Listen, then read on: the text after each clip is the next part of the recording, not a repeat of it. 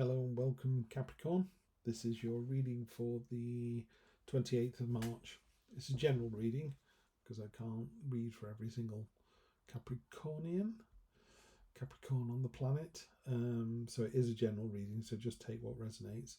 And it's for the week. Sometimes they feel like they should run a little longer. Sometimes they feel like they should be over in a day or two. But I'm aiming for a weekly read. So we're just going to go straight into a Celtic cross read and see where we get to. Okay, we're starting off with the seven? Yeah, the Seven of Cups. This is the oh, so many choices, and sometimes how we can have too much choice, and it's like you need to make a choice. Got to make a choice about something. And what's crossing that is the Five of Pentacles, which is that card of sorrow and loss, but it's actually a card of temporary sorrow. So it's talking to us about how transient things are and how if you're having a bad day, it's just that. Just have a bad day, not a bad week, not a bad year.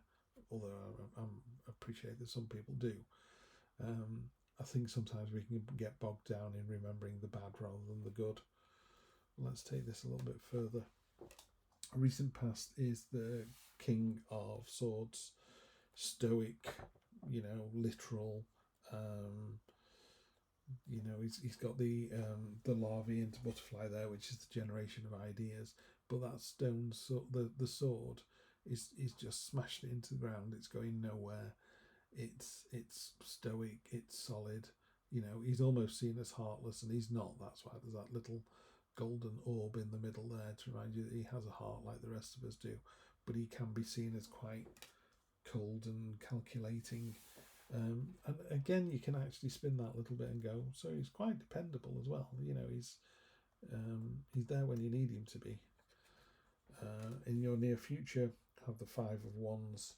Again, this is seen as sometimes it's seen as a training exercise, 5 people battling away with wands.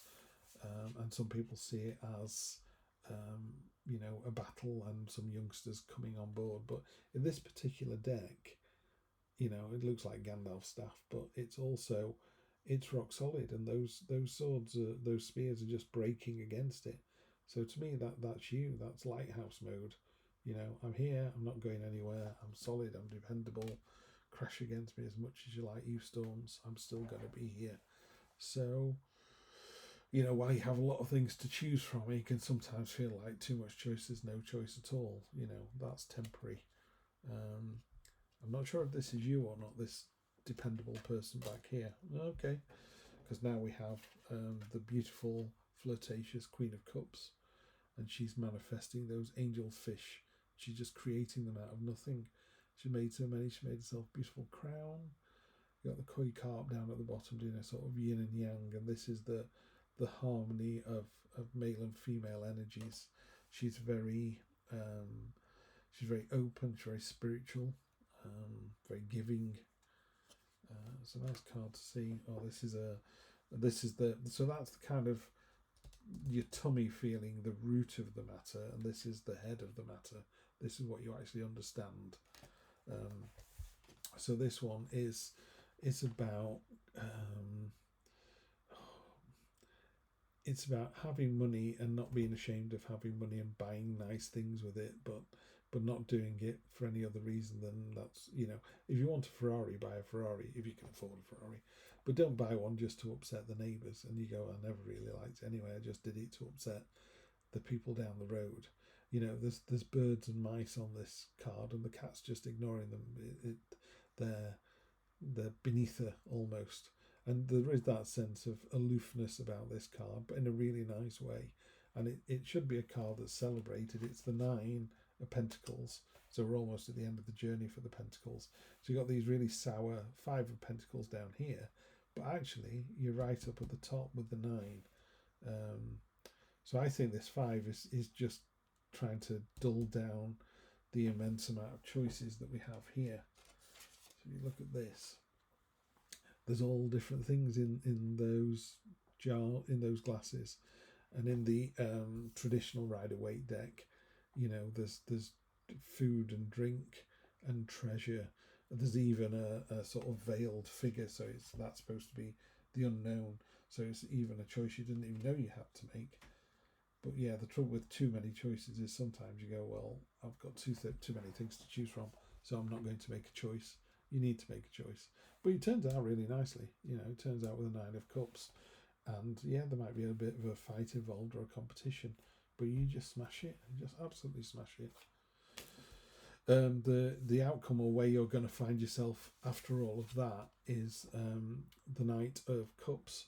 And he's got a really weird sort of mask on. And basically what he's doing there is he's more concerned with his own kind of inner thoughts. You know, of all the knights in this deck, he's got the weirdest armour and the most pointless armour. You know, he's not going to stop a bullet, that fellow, or a sword or anything. But he's not really interested in that. His is a life of dreams and imagination. And sometimes people could get a little bit too bogged down in the materialistic. I was going to say mundane, but it doesn't have to be mundane. In a materialistic kind of lifestyle. And this is a dreamer. But if we don't imagine it, we can't build it. You know, you need somebody to think of it and create it and sketch it first, and then it becomes the thing. So to find yourself in this position, you know, I'm quite, you know, you're a classy bit of stuff here. You know, you're good. You know, Mr. or Mrs. Cool up here. If there's a fight going on, you're going to nail it. And then, yeah, okay, if you find yourself in this situation where you're daydreaming a little bit, doesn't matter. It certainly doesn't matter. No, it doesn't matter at all, because other people see you as the magician. If you've seen any of my other videos, you'll know I love this card. It's my favourite card in the deck. It's the card that in any tarot deck, the magician always speaks to me the most. It's my card. I don't know how else to describe it. He's got fingers pointing up and down, so it's as above, so below. Conscious, subconscious, heaven and earth, tying the two together. He's this is you, you know, or this is how others see you. That's what this position is. So this is how other people see you. They see you as fully in control, fully able to do the job. You have all the assets at your disposal. You know, if this is a relationship, you are a fantastic lover. If this is a job, you're a fantastic engineer. You're a fantastic fireman. You're a fantastic policewoman. Whatever it is you do, you're the best chef going. You know, and you have it all. So that's a really powerful card in this position. That's a great read. We could stop there, and you know, you should take that, Capricorn, as what a great week. Okay, we're next in your hopes and fears. We've got the fantastic High Priestess. She's wearing a key around her neck to unlock the mysteries of the universe. She's sat on a crescent moon. She does look mysterious. I mean, what I love about this particular deck is that sort of squiggly stuff in the background.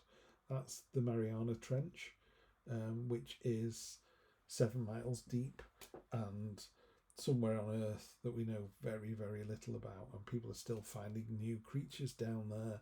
We just can't get down there that low because the pressures are so intense. Everyone's gone, well, nothing could possibly live down there. Yes, it can. You know, so this here in your hopes and fears section is, I would say, that is either someone who has a love of the occult and mysteries, so that could be you or someone you know, or it's you sort of tuning into that side of your nature, you know, opening yourselves up to something that's a little bit different, you know. So it's an occult, it's mysterious, but there's no negatives attached to that. It's a really powerful card. Then your final outcome is the Nine of Wands.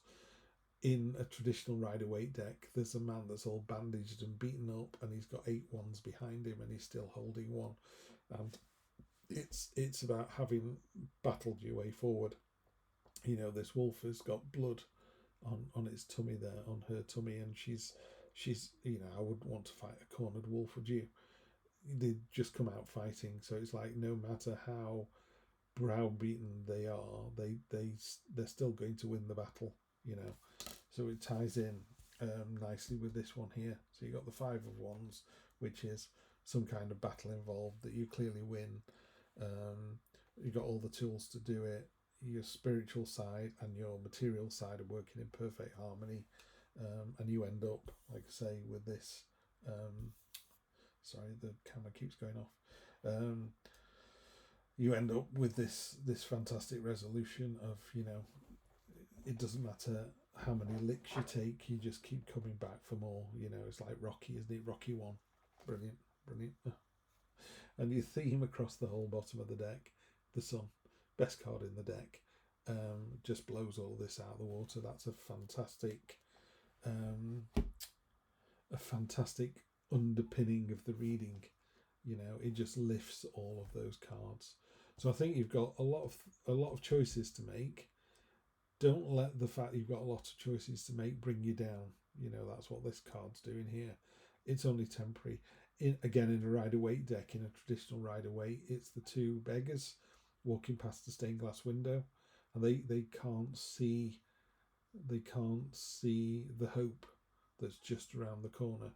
The idea is that just around the corner, the doors are open, and the vicar or the priestess come in, have a meal, have some clothes, have somewhere to sleep for the night, have some money, and go on your way. You know, so it's like, it might look bleak and horrible, and it's not. So although you've got lots of choices to choose from, you are in a great position to make the right choice. You do end up making the right choice. The Sun says that. This cool, calm, collected cat says the same thing. Yeah, you're a dreamer, but there's nothing wrong with that. You know, maybe it is the less materialistic choices. You know, maybe in that list of choices there's something that's a bit blue sky, a little bit out there, something that no one else has thought of yet. That would suggest that ties in with this.